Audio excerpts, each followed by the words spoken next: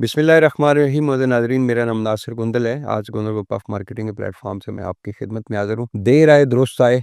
Deputy commissioner Islamabad जनाब इरफान नमाज मेमन साहब ने बड़ा ज़बरदस्त जो है वो उन्होंने एक नोटिफिकेशन निकाला है। उसके मुताबिक इस्लामाबाद के अंदर, और ये सीडीए ने भी इससे पहले अपनी जो पेजेस हैं उनके ऊपर अपलोड किया है कि अगर कोई बंदा गैर कानूनी प्लॉट के ऊपर कंस्ट्रक्शन कर रहा है इस्लामाबाद के अंदर, गवर्नमेंट के जो इदारे हैं उनकी अप्रूवल के बगैर अगर कोई बंदा बिल्डिंग बना रहा है, कोई घर बना रहा है, कोई कमर्शियल प्रॉपर्टी बना रहा है, तो उस उनके ऊपर एफआईआर होगी। तो पहले ये था कि एफआईआर भी नहीं होती थी, सिर्फ आके काम रुकवाते थे। अब उन्होंने कहा एफआईआर होगी। एफआईआर किसके ऊपर होगी? जो मालिक है उसके ऊपर होगी, जो ठेकेदार है उसके ऊपर एफआईआर होगी, जो मटेरियल सप्लायर है उसके ऊपर एफआईआर होगी, और जो वहां पे मजदूर काम कर रहे होंगे उनके ऊपर भी एफआईआर होगी। ये बाकी जो 3 कैटेगरीज हैं इनकी तो समझ आती है, लेकिन ये मजदूर बेचारे कैसे कंफर्म करें कि जिस बिल्डिंग के ऊपर हमें मजदूरी मिल रही है, कोई ईंटें चढ़ाने वाला है, कोई वहां पे लंटर की भराई करने वाला है, तो इनको कैसे पता चलेगा कि ये बिल्डिंग जो है, ये पहले एनओसी चेक करें। तो ये एक मुश्किल मामला है। तो मेरी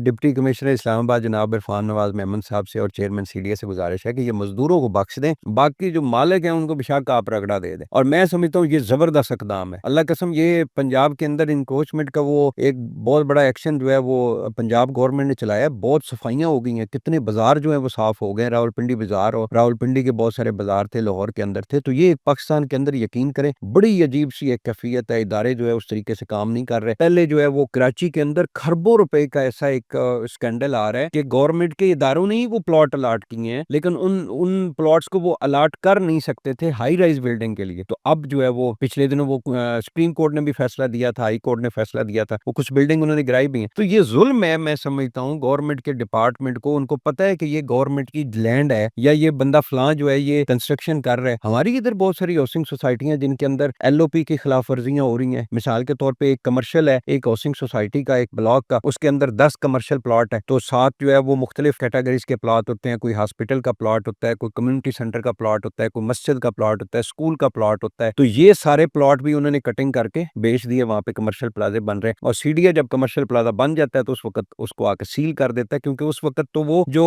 बिल्डर है वो तो अपनी सेल करके निकल चुका होता है अपनी प्रॉपर्टी। तो एंड यूजर जो है वो बेचारा रुल जाता है। इसी तरह हाउसिंग सोसाइटी बनती है, लोग फाइलें बेचते हैं, बेच के वो फाइलें और अरबों खरबों रुपए का फ्रॉड करके वो चले जाते हैं। अब बाद में एंड यूजर जो है वो बेचारा जलील हो जाता है। तो ये थोड़े बहुत इकदाम नहीं होना चाहिए, ये इंतहाई मैं समझता हूँ कि सख्त एक्शन होना चाहिए। ये सिर्फ इस्लामाबाद के अंदर नहीं, ये पाकिस्तान के सारे बड़े शहरों के अंदर भी होना चाहिए, गाँव के अंदर भी होना चाहिए। कोई बंदा गैर कानूनी तामीरात ना करे, और लेकिन आसान करें। मिसाल के तौर पर एक बंदा हाई राइज कमर्शियल जो है वो बनाना चाह रहा है, तो उसके लिए आसानी ये करें, अगर वो लीगल प्रोसेस के लिए आपके पास आ रहा है, मैं जी आ गया हूँ, ये मेरा प्लॉट है, इसके ऊपर इस डिजाइन से मैं बिल्डिंग बनाना चाह रहा हूँ, तो साथ ये भी आसानी करें कि उसको आप एनओसी, अगर वो वाकई लीगल फॉर्मेलिटी सारी पूरी कर रहा है, तो कम से कम उसको एनओसी जल्दी जारी करें, ताकि तमाम बिल्डिंग जो है वो आसानी के साथ जो है वो बाकायदा तौर पर कानूनी तरीके से बने। तो ये बड़ा जबरदस्त एहसन इकदाम है। मजदूरों को बख्श दें जी, बाकी जो है जो उसके ऑनर है, प्लॉट के ऑनर है, उनको बेशक एफआईआर दे दें। बहुत बहुत शुक्रिया।